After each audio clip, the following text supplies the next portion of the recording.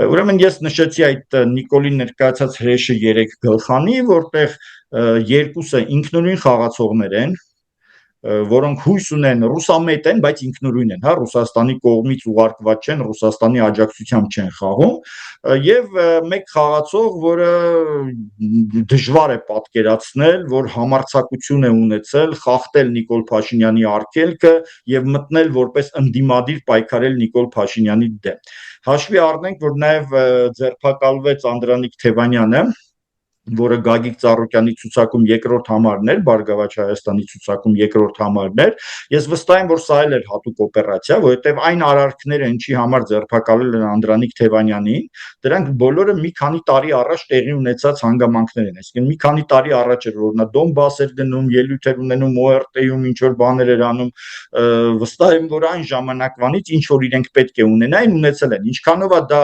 մեղք, ինչքանով մեղք չի, ես չգիտեմ, գործի նյութերին ծանոթ չեմ, բայց նոր բան, այսինքն վերջին 1 տարում Անդրանիկ Թևանյանը հաստատ ինչ որ գաղտնիքների չի տիրապետել, որ ռուսներին դա փոխանցի, հա, եւ ընդհանրապես ինչ գաղտնիքի մասին է խոսքը։ Հետեւաբար ես վստահ եմ, որ Անդրանիկ Թևանյանը, որը փորձում էր Քոչարյանին փոխարինել, հա, այսինքն Քոչարյանի բացակայության պայմաններում փորձում էր գրավել Քոչարյանի ընտրազանգվածը եւ մի տեսակ նեղացել էր Քոչարյանից, որ նա չի ֆինանսավորել, չի աջակցել իր այդ գործունեությունը,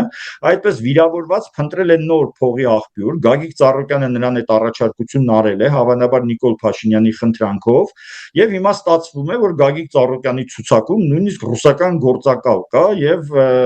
փաստորեն արհեստականորեն այդ Բարգավաճի իմիջը համապատասխանեցրել են այդ ռուսամետ ուժի իմիջին եւ այդպես Նիկոլ Փաշինյանը ստացել է իր պատերազմ հրահրող եռագլուխ ռուսական հրեշին, որի դեմ ինքը պայքարում է։ Եվ եթե ասենք ինչ որ մի նիկոլական ես տեսնում, սկսում ես քննադատել, երբ որ ուրիշ պատասխան չեն ունենում պաշտպանելու համար Նիկոլին, մի անգամից ասում են, բա չէ, այդ ռուսական ուժերը կան իշխանության, մենք նորից դառնանք ռուսական գաղութ, եւ սա այդ քարոզչության հիմնական գործիքն է, որ ԿՊ-ն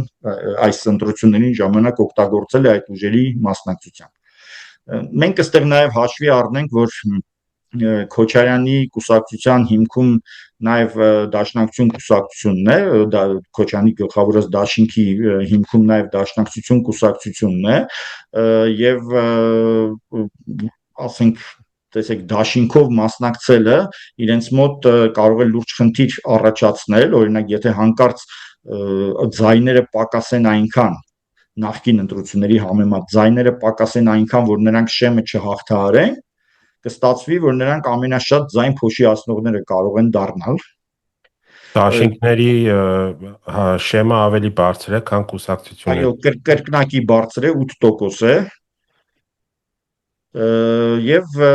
սա լուրջ խնդիր է։